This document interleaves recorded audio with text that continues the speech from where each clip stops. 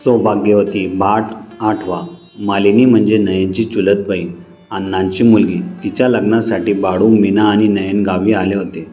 लग्नाला येण्याचा सदाशिवला बाळूने खूप आग्रह केला, पण सदा तयार झाला नाही. मालिनीचे वय त्याचे 16 वर्षाचे. तितक्या लहान वयात तिचे लग्न ठरवल्यामुळे नयन गोंधळली होती. आश्चर्य म्हणजे नवरदेव शिपाई म्हणून नोकरीस होता. अण्णासारख्या वतनदाराच्या मुलीचे लग्न एका शिपायासोबत कसे शक्य आहे? परंतु सत्यस्थिती समोर होती, ते स्वीकारावेच लागेल. त्याचा इलाज नव्हता. लग्नाचा थाट अण्णाभाऊंनी तोपर्यंत लावलेल्या इतर विवाहांच्या उलट होता. प्रत्येक लग्नाच्या वेळी लांबलचक हिरवागार पसरणारा मांडव मालिनीच्या लग्नासमयी 5 जाड्यांवर आला होता. ते कशाचे लक्षण होते? वतनदारी संपल्याचे, का वतनदारीस उतरती कळा लागायची, की आणखी कशाचे गोतक होते?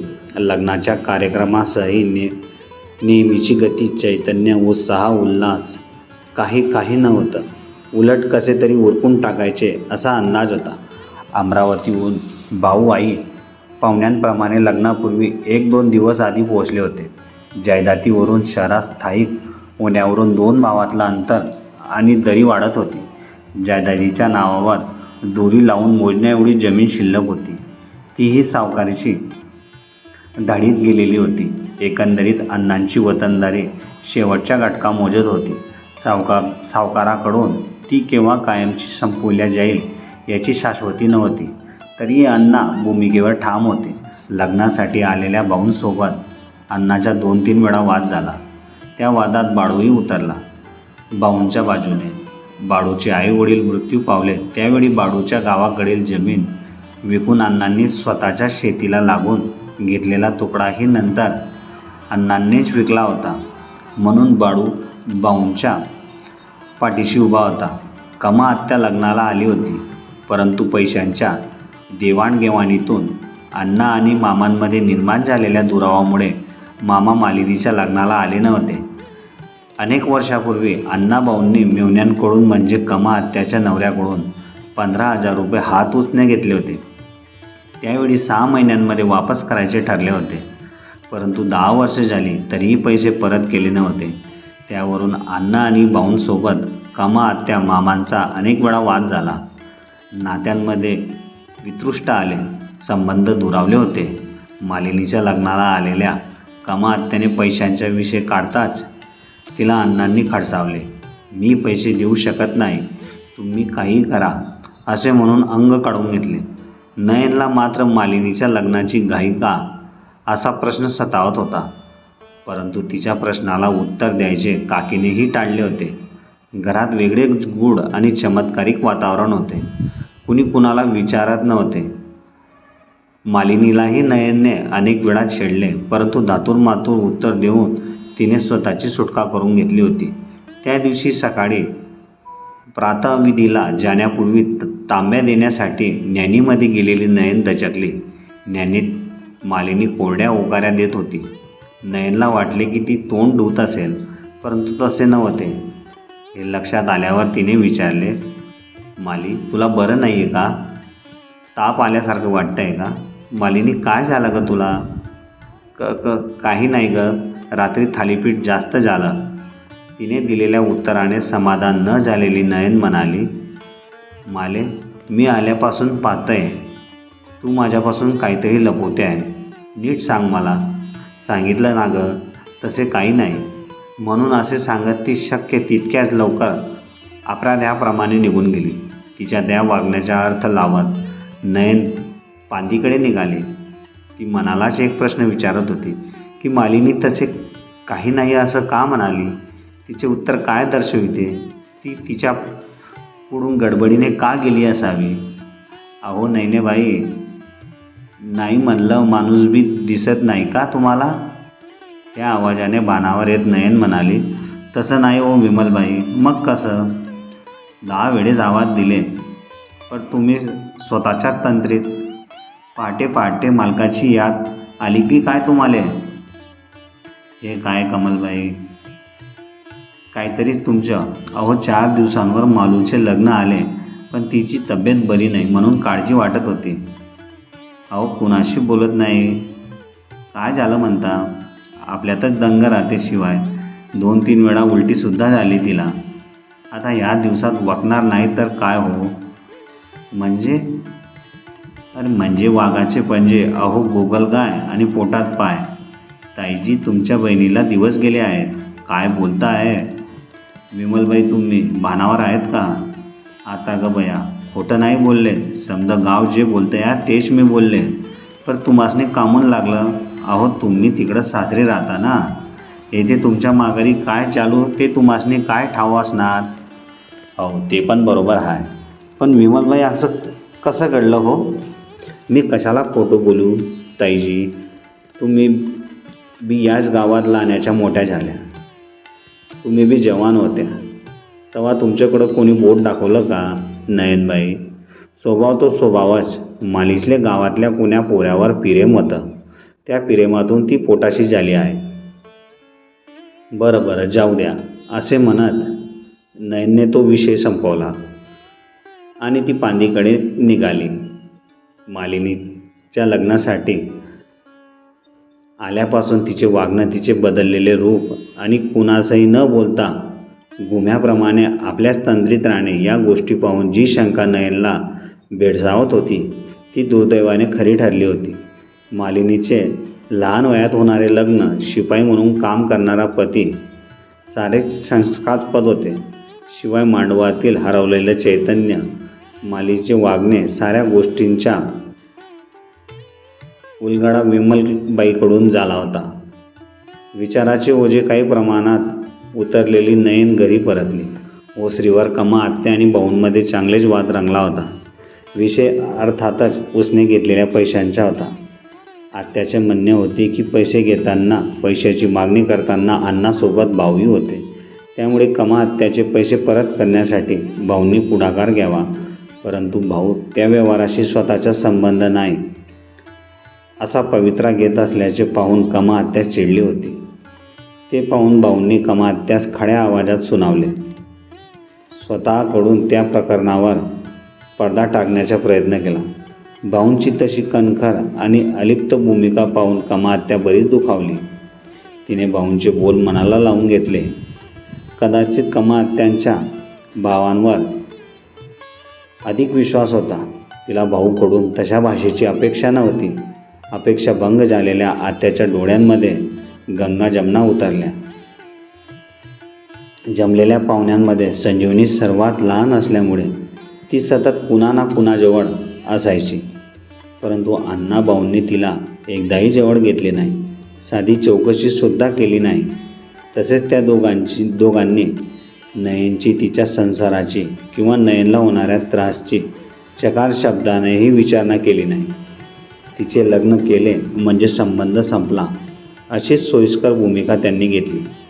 अण्णा किंवा भाऊ तिच्यासमोर आले की नयनला वाटायचे ते विचारतील, काय नयन, कसं चाललं आहे, काय म्हणतो तुझा संसार, आता काही त्रास नाही ना. परंतु त्या दोघांचे तिच्याबाबतचे मौन पाहून प्रत्येक वेळी तिची प्रचंड निराशा होत असे. दुसऱ्या क्षणी तिच्यासमोर विठाबाई येत असे.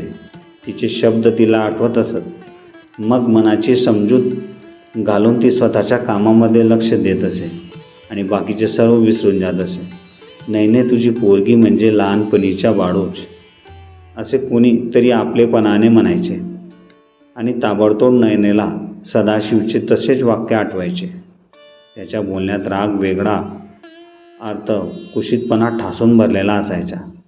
प्रत्येक वेळी त्याला वेगळे काही म्हणायचे असे तिला वाटायचे. परंतु सदाशिव डोळे अगदीच बाळूसारखे दिसतात नाही का असे म्हणून निघून जात असे. हळूहळू लग्नाचा दिवस उजळला, परंतु त्यात उत्साह नव्हता. कर्मचाऱ्याने दिवसभर कार्यालयामध्ये बसून एक एक फाईल हातावेगळी करावी, त्याप्रमाणे प्रत्येक व्यक्ती स्वतःकडे आलेले काम उरकवण्याच्या मनस्थितीत दिसत होता. गावातही त्या लग्नाबाबत विशेष उत्साह नव्हता. ज्या घराण्याला पिढ्यानपिढ्या गावात मान होता, गावातील झाडाचे पानही ज्या घराण्याच्या इशारावर हालत असे, त्या घराण्याला आज वतनदारीचा प्रचंड अभिमान असणाऱ्या अण्णांना त्यांच्याच मुलीने खाली पाहायला लावले होते. त्यांचे तोंड जणू काळे केले होते. मालिनीच्या त्या प्रकरणामुळे अण्णा फार खचले होते. अंगपिढाने धिप्पाड असणाऱ्या अण्णांच्या शरीराचे पार चिपाड झाले होते. शेवटी मालिनी एकदाची सासरी गेली तसा सर्वांनी सुटकेचा श्वास घेतला. नाहीतरी जमलेल्या पाहुण्यांना करुणोपकरणे मालिनी प्रकरण समजलेच होते. तिला दिवस गेल्याचेही कळालेच होते. कोंबडा झाकला तरी सूर्य उगत नाही असे थोडेच आहे. मालिनी सासरी पोहोचली नसेल तोच इकडे मांडवामध्ये अण्णाभाऊंचे द्वंद्व सुरू झाले. अर्थात विषय तोच. उर्वरित जमीन आणि वाडा विकण्यावरून कोणीतरी मध्यस्थी करून ते वादळ शमविले. दुसऱ्याच दिवसापासून एक पाहुण्यांनी काढता पाय घेतला. सर्वांच्या शेवटी निघाले बाळू, मीना आणि नयन. भर दुपारी जेवण करून निघाल्यामुळे नयनला डुलकी लागली. बसला लागलेल्या ब्रेकमुळे जाग आली. तिने आजूबाजूला पाहिले. तिचे सासर आले होते. जणू ती तिच्यासाठी स्मशानभूमीच होती, जिथे तिला रोज मरणप्राय यातना आणि भोग मिळत होता. वाड्यासमोर ऑटो थांबला. नयन खाली उतरली. प्रथम तिचे लक्ष स्वतःच्या वाड्याकडे गेले. तो उघडाच होता. शेजारच्या प्रभाच्या वाडा तोही उघडाच होता. पण त्या दारात ती कोण साज शृंगार केलेली स्त्री, कपाळावर लाल भडक कुंकू, गळ्यात चमचमणारे मंगळसूत्र आणि हातात हिरवागार बांगड्या. अगं बाई, ती तर प्रभा. हो, प्रभाच. मग एवढी सजधज कशाला? रस्त्याच्या दुतर्फा प्रकाशणाऱ्या लाईटच्या गोळ्यांमुळे ती नगरी जगमगून निघाली होती. मध्यरात्रीची वेळ. सर्व दुकाने बंद झाली होती. क्वचित एखादा माणूस किंवा एखादं वाहन रस्त्यावरून जाताना वातावरणातील शांतता भंग करीत होते. तशा वातावरणाशी, त्या रात्रीशी आणि त्या नगराशीही काही देणेघेणे नसलेली जीवाची मुंबई करण्यासाठी त्या हॉटेलमध्ये चाललेली पार्टी उन्मादाच्या अत्युच्च शिखरावर होती. महाविद्यालयीन युवक युवती त्या पार्टीच्या मदहोशीला बळी पडलेले स्पष्ट दिसत होते. त्या उन्मत्त वातावरणाशी बळी पडणाऱ्या युवक युवतींना पार्टीसाठी विशेष असं काही कारणही लागत नाही. जन्मदिवस, निकाल, एखादं यश अशा अनेक कारणावरून तसा धिंगाणा घालणे म्हणजेच एक फॅशन जणू. त्या हॉटेलात चालू असलेली पार्टी पूर्ण जोशात होती. महाविद्यालयाच्या विद्यार्थी संसदेच्या अध्यक्षपदी सदाशिवची झालेली निवड आणि त्यामुळे त्याने त्या पार्टीचे आयोजन केले होते. मादक पदार्थांच्या नशेपेक्षाही त्या ठिकाणी असलेल्या युवतींच्या सौंदर्याच्या आणि त्यांच्या सान्निध्याची झिंग त्या युवकांना चढू लागली. हळूहळू त्या झिंगेवर स्वार होत एक एक जोडपं गुल होत होते. परंतु त्याच्याकडे कुणाचेही लक्ष नव्हते. त्यापेक्षा स्वतःच्या साथीदाराकडून अधिकाधिक सुख कसे घेता येईल याकडे प्रत्येकाचे लक्ष होते. हॉटेलच्या व्यवस्थापकाकडे नोटाचे बंडल फेकून सदाशिव एका युवतीसोबत पसार झाला होता. रात्रभर बाहेर राहून सकाळी सकाळी घरी परतलेल्या सदाला त्याच्या आईने विचारले, अरे बाळा, सदा, तू एवढ्या रात्रभर कुठे होतास रे? आई, आमची निवडणूक होती.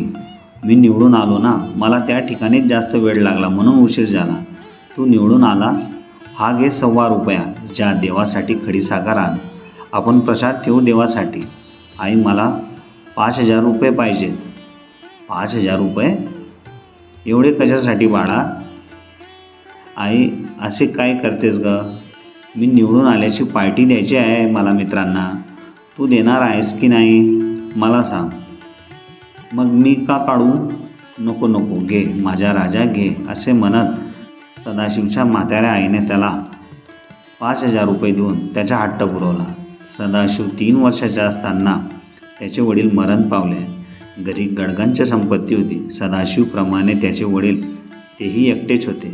त्यांना ना भाऊ ना बहीण.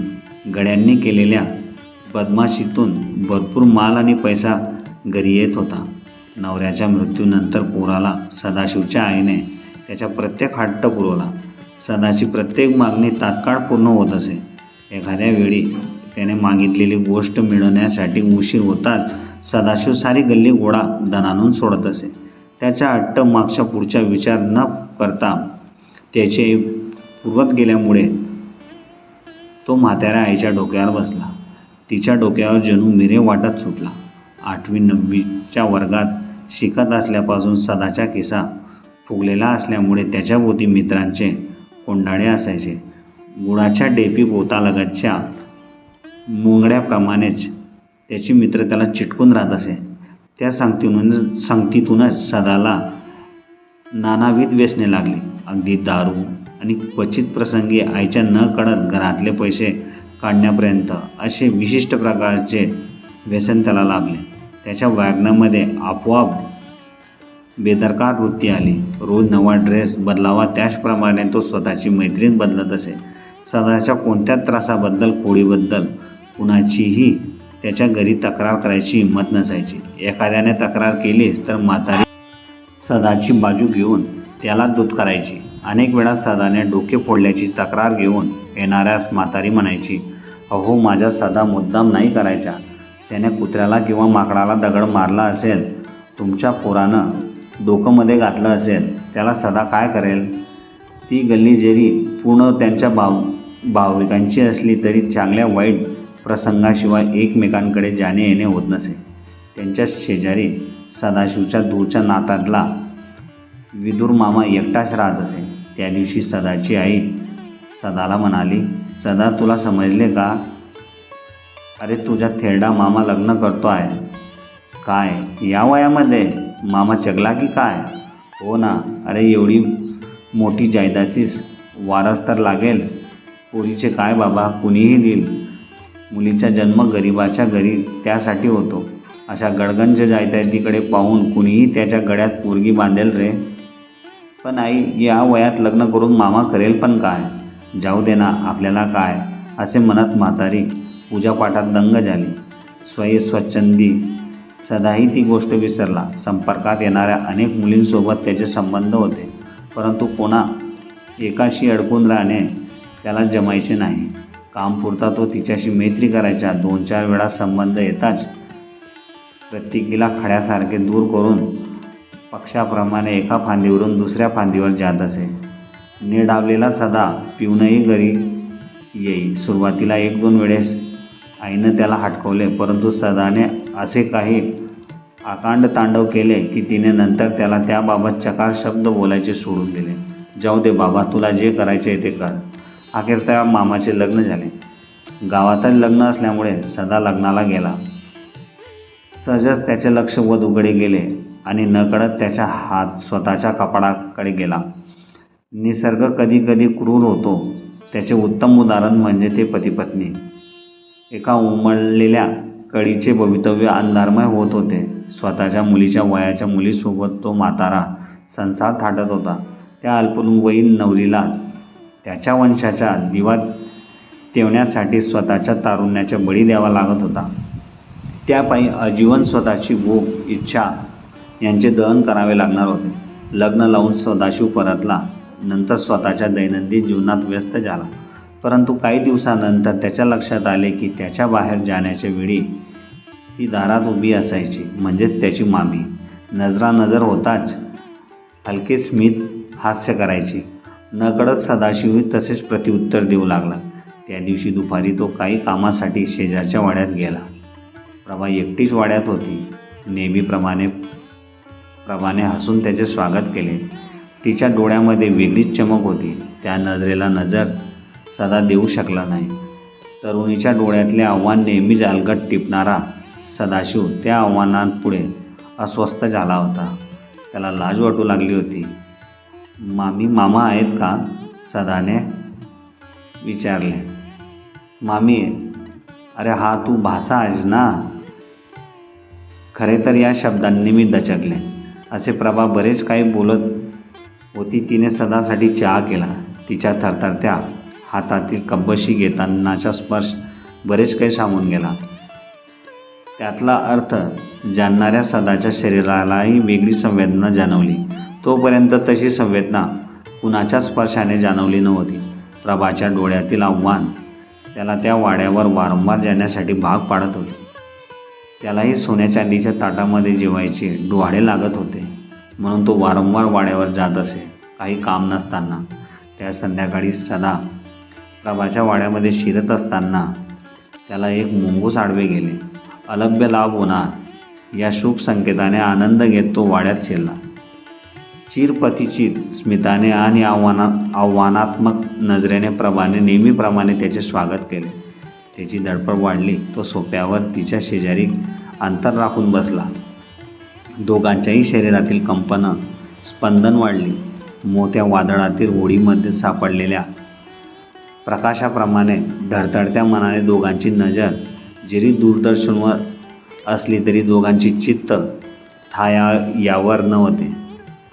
सिनेमामध्ये काही प्रणयदृश्य येतात. दोघांचे श्वास एकमेकांना साथ घालत असल्याचे आणि श्वासांची गती एकमेकांना स्पष्ट जाणवत असताना नकळत दोघांचे हात एकमेकांच्या हातात आले आणि पुढील काही क्षणात जे घडू नये ते घडले.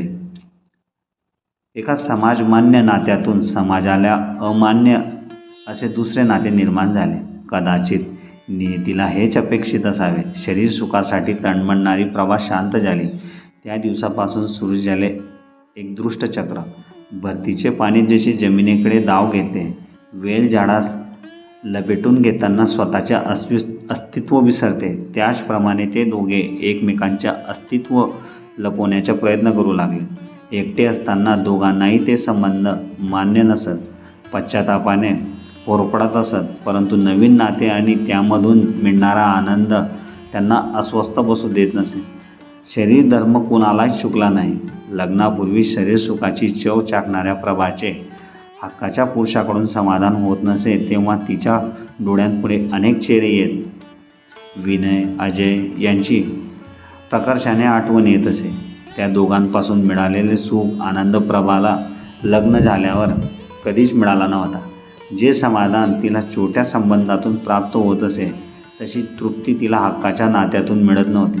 ज्यावेळीस माणूस पहिला अपराध करतो त्यावेळी तो काहीसा भयभीत असतो, परंतु नंतर जसजसे त्याचे कुकर्म वाढत जातात तसतसा तो निर्भय होत जातो, सरावाने निर्ढावत जातो. नंतर ते प्रकार त्याची गरज बनतात. विनय, अजय नंतर प्रभासमोर सदाचा चेहरा येतात ती छाया स्थिर होत असे, कारण सदाचे वाड्यातले जाणे येणे नात्याच्या पडद्याआड झाकून जाऊ शकते.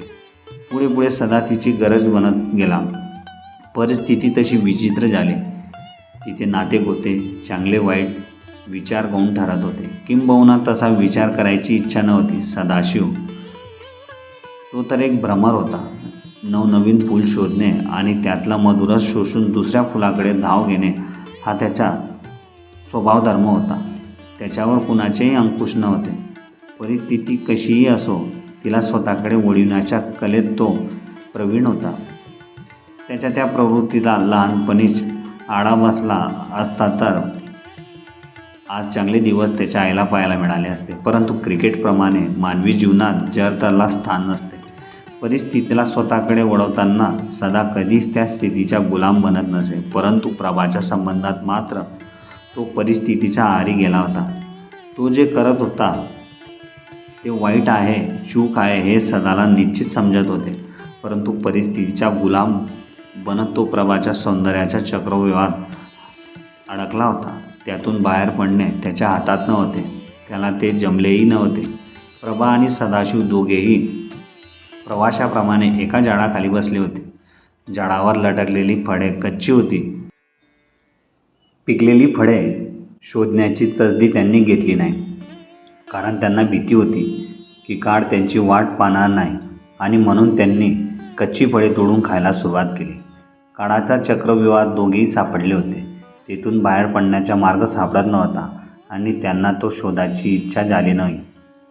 त्यांचे वागणे दोघांमधील संबंध अनेकांच्या लक्षात आले, कारण प्रभाच्या विजोड संसारासोबत तिच्या सौंदर्यावर अनेकांचे डोळे होते. त्याच टपलेल्या डोळ्यांनी सदाशिवला त्या विजोड संसाराचा भेद करताना पाहिले, समाजाने पाहिले. तसेच सदाच्या आईच्या नजरेतूनही ते विकृत संबंध सुटले नाहीत. परंतु ती बिचारी म्हातारी कडू औषधाचा घोट गिळावा त्याप्रमाणे शांत राहिली. सदाशिवला त्या चक्रव्यूहातून सोडवण्यासाठी ती उपाय शोधत राहिली. तिला सापडलेला एकमेव उपाय तो म्हणजे सदाचे लग्न. दुसरीकडे प्रभाच्या म्हाताऱ्या पतीनेही त्या दोघांना नको त्या अवस्थेत पाहिले. त्याचा राग अनावर झाला. त्या दोघांनाही किंवा त्या दोघांपैकी एकाला संपवण्याचा निर्णय दृढ होत असताना स्वतःचे दौर्बल्य लक्षात येताच तो गर्भगडीत झाला. मनात ठाम होत असल्याचे विचाराचाच गर्भपात झाला. कालांतराने प्रभाच्या पतीने असाही विचार केला की सदाशिवमुळे त्याच्या वंशाला वारस तर मिळेल, तो त्याच्या नातेवाईकाचाच रक्ताचा तर असेल. दूरवरचा का असेना, पण सदाशिव त्याचा भाचाच होता. भाचा स्वतःच्या आईकडून निर्बंधित झालेल्या सदाने आणि पतीकडून जणू मूक संमती मिळालेल्या प्रभाने प्रणयाचे नवनवीन रंग मुक्तपणे उधळायला सुरुवात केली. तिकडे म्हातारीने सदाच्या लग्नाची चर्चा सुरू केल्याचे समजतात भडकलेला सदा प्रभाला म्हणाला, मला लग्न नाही करायचे आणि तूच माझे सर्वेसार आहे, तर मग मी दुसरे लग्न करून काय करणार? माझं तुझ्यावर प्रेम आहे म्हणूनच. तसे नाही रे माझे राजा. अरे आपले एकमेकांवर प्रेम आहे, तसे संबंधही आहेतच. त्यात कुणीच दुरावा निर्माण करू शकत नाही. मग ती लग्न करून आल्यावर ती काय बोलणार आहे? अरे मला जसे हक्काचे कुंकू आहे त्याचप्रमाणे तुलाही हक्काची बायको पाहिजे ना. पण ती आल्यावर काय होईल? मी तर संपूर्ण दिवस तुझ्याजवळच असतो. मग तिला तसं वाईट वाटणार नाही का? अरे माझ्या म्हाताऱ्या नवऱ्याला, तुझ्या आईला आणि समाजालाही आपले संबंध माहिती आहेतच ना. कुणी आपले काही वाकडे करू शकते का? नाही ना. मग त्यात अजून एकाची भर पडली तर बिघडले कुठे? बघ तू म्हणतेस म्हणून, नाहीतर या म्हाताऱ्याला संपून आपण दोघांनी लग्न करावे असा विचार माझ्या डोक्यात होता. शू शू, हळू बोल, भिंतीलाही कान असतात. अरे मला तरी तुझ्याशिवाय करमणार आहे का? पण समाजाच्या रीतिरिवाज काही प्रमाणात पाळावे लागतात.